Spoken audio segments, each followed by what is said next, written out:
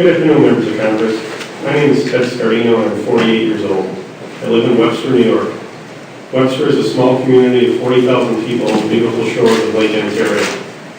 I am married and have 3 children. I am a volunteer firefighter with the Webster Fire Department. I've been a volunteer for 16 years. I'm going to tell you how this community was forever changed by a senseless act of violence with a gun that should not have been in the hands of the person who committed the act. On Christmas Eve 2012, at 5:35 a.m., we received a call for a reported car fire next to a house. I immediately responded to the firehouse, met firefighter Mike Chipperini, and we responded to the scene in the fire truck, Pumper 125. Upon arriving at the scene, it appeared as though we had a routine car fire. I exited the truck with my air pack on. At that point, I heard 3 pops, which I thought were the shocks or tires on the car exploding. Mike, who was also a police officer, immediately recognized it as gunfire. He jumped out the passenger door, and I ran to the back of the truck. As I was running, I could hear bullets hitting the truck. When I got to the back of the truck, I was hit in the back. I fell to the ground and quickly crawled under the truck for cover. I assessed my condition and felt I could survive this if I played dead under the truck until the police arrived. In my mind, I thought that the police would be there in 5 minutes and this ordeal would be over quickly. All that I heard was gunfire as the madman with the assault rifle shot and killed Mike Chipperini and Tomas Kachufka. I direct you to their pictures up there and we can have a moment of silence for them. Mike was a 25-year firefighter with the West Webster Fire Department. Most recently, in 2012, he was nominated as Firefighter of the Year. Mike was also a police lieutenant with the Webster Police Department. Mike leaves behind his wife and 3 children. Tomas was a 19-year-old that just joined the fire department. He was also a Monroe County 911 dispatcher. He leaves behind his parents and 2 brothers.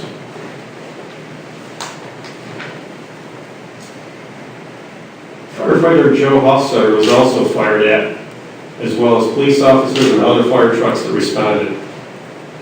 Joe was shot in the lower body, but was able to crawl to the driver's door of the truck. He was able to reach the radio and communicate with the fire dispatcher.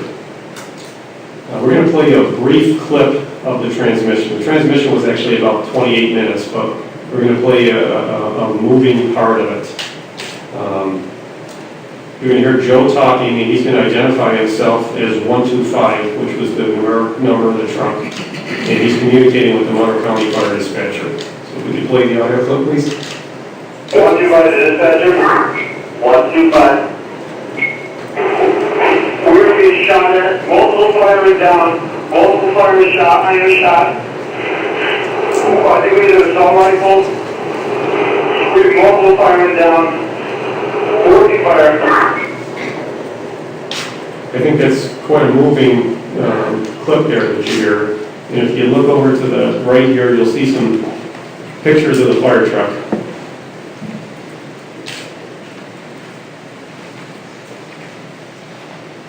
As I lay there in fear, I wonder if I would ever see my family again. Would I be shot again? What was going to happen next? After about 5 minutes, I was shot again in the leg, just above the knee. The shooter threw 2 bottles of gas at the truck and shot at the ground to try to ignite them and set the truck on fire. The bullet ricocheted and hit me. Fortunately, the gas did not ignite. After a few more minutes, I heard the fire truck go into gear. Joe was driving and was going to attempt to rescue himself. As the truck pulled away, there was an eruption of gunfire. The shooter hit the truck 38 times. Joe made it about 150 feet and crashed the truck as he was driving it by hanging out the door and giving it gas with his hands. Now I had lost my cover and did not have the protection of the fire truck anymore. As I lay there now, I was sure the gunman was going to shoot me since he could see me again. I continued to play dead. It was now about 6 a.m. and I had been laying there for 15 minutes. I lay there in fear beyond what anyone could imagine. Little did I know at the time I would be lying there for an hour and a half on the road. Time felt like it was an eternity. It was just not safe for the police to clear anyone into the scene, given the firepower that the shooter had. Finally, the SWAT team arrived and rescued me. I was rushed to the hospital with a gunshot wound to the back and leg. In the emergency, it was determined I had a collapsed lung, 3 broken ribs, a broken shoulder blade, a brachial plexus injury, which is a nerve injury, and a flesh wound to the leg. I spent 18 days in the ICU. I had 2 chest tubes inserted in an attempt to reinflate my lung. At one point, the doctor was considering removing part of it. My heart sank as I heard this news. She offered an alternative procedure which fortunately reinflated the lung. The good news is I'm recovering now. My biggest challenge is the brachial plexus injury. The nerve injury left my arm and hand paralyzed. I've been going to therapy 5 days a week. The therapist stated I have a long road ahead of me, months of therapy. My arm has almost full range of motion back. My hand nerves still need more time to come back. This has been a life-changing event for me. As if losing 2 good friends would not be enough, I had to deal with the personal disabilities now. The loss of function of your arm and hand is hard to comprehend until you experience it. I would never have imagined how hard it is to do simple day-to-day things, but which you cannot do anymore. Simple things like getting dressed, tying your shoes, opening a bottle, jogging, the list goes on and on. I'm a very handy person and like to repair things and fix them on my own. At this point, I cannot do any of this. The tragedy has also impacted my family. I called my wife from the ambulance to tell her I was on the way to the hospital and been shot. While I couldn't see her face, I could hear the fear in her voice. That call led to a chain of events that instilled the same fear in my children and my mother. Over the next 2 days, they spent countless hours in the ICU waiting room for me, praying that I would be okay, and then coming to the hospital daily for the next 2 weeks. Now I'd like to share some words from the other 3 families and how this tragedy impacted them. This is from Firefighter Joseph Hofstadter. How my life has changed since 12/24/12. I think of the obvious things first. I'm in constant pain. Besides my shattered pelvis and the bullet in my spine, I have severe nerve damage to my left quad muscle that causes extreme pain at times. I also have severe muscle weakness. I have a long road of physical therapy in front of me to regain my strength and range of motion. There is hope that I will recover, and my prognosis is really unknown at this time. This event has, of course, impacted my family. They were devastated to see me in the condition that morning. As they have struggled to see me in as much pain as I am, I know they have struggled to go on in their daily lives while I am in this condition. They have felt better as I have improved, but it's still very difficult for them each day. I struggle with what this has changed for me. I am a career firefighter with the City of Rochester. I am out of work on long-term disability from my dream job, the only job I ever really wanted. The hope is that I can go back someday. I'm a very physically active person before this had happened to me. I worked out 4 days a week at the gym. I'm 33 years old and was in the best physical shape of my life. I love to hike, travel, camp. I run in spring and summer. I was planning on running in the Utica Boilermaker, which was the highlight of my year. At this time, I don't know if and when I will be able to do these things again. It was devastating for me. In fact, right now, I will be training for the St. Patrick's Day 5-mile race. Most importantly, I have lost 2 colleagues and friends. I knew Tomas for very few short years, but he was a very nice person to be around with and chat with. He was intelligent and funny. Mike was also a friend of mine for years. He was helpful and good at everything he did. I have endless stories of how he has helped me over the years. He was a great firefighter. I miss both of these guys very much every day. I constantly think and worry about their families who have lost so very much. This is from Mike Chipperini's family. Kim Chipperini lost her husband, best friend, and love of her life on the morning of December 24, 2012. They will never be able to share all of their hopes and dreams for their future. The void in her life where Mike once was will never be filled. She now finds herself tasked with raising their children on her own. Nick Chipperini lost his father. They were extremely close and enjoyed serving in the West Webster Fire Department together. Also, Nick lost one of his closest friends, Tomas Kachufka, that same tragic morning.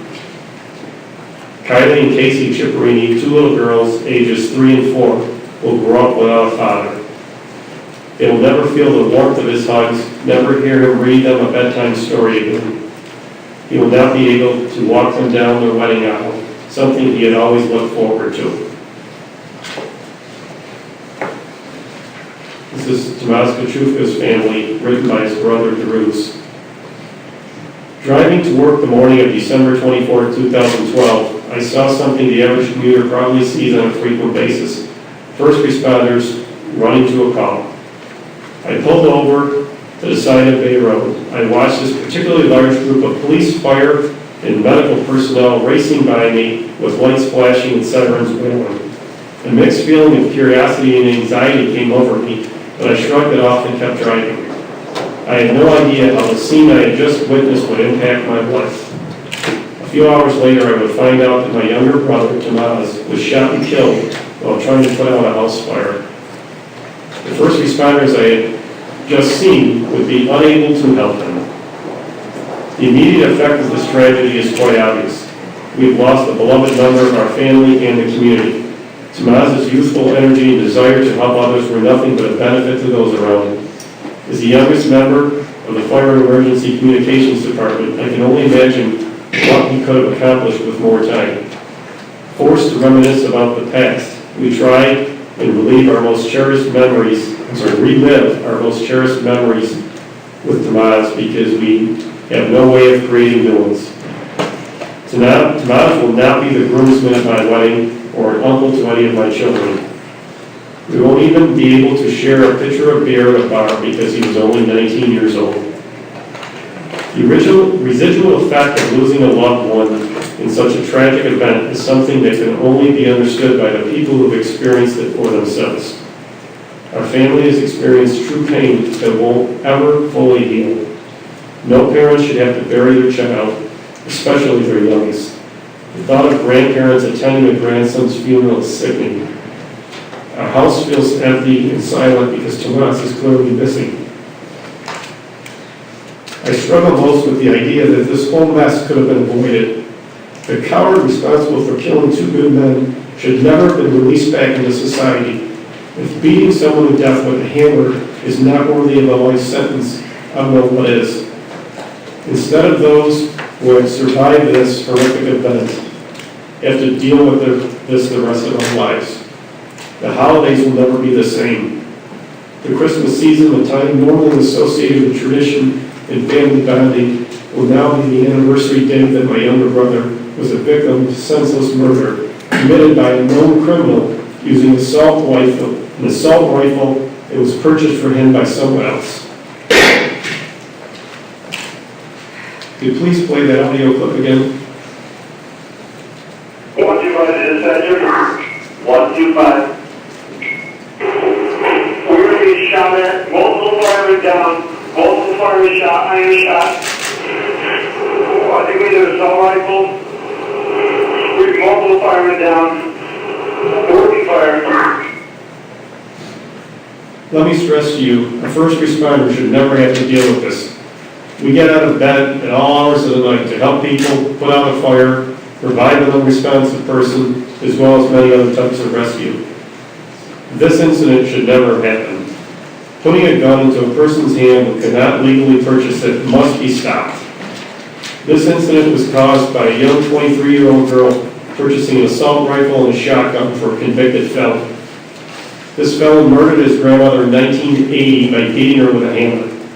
He served 17 years in jail, but should never have been released. The people who facilitate these straw purchases must be held accountable. A stiff prison term will be a deterrent to them.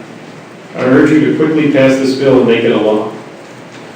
Thank you for allowing me to be here and listening to our story and how we feel regarding this important legislation.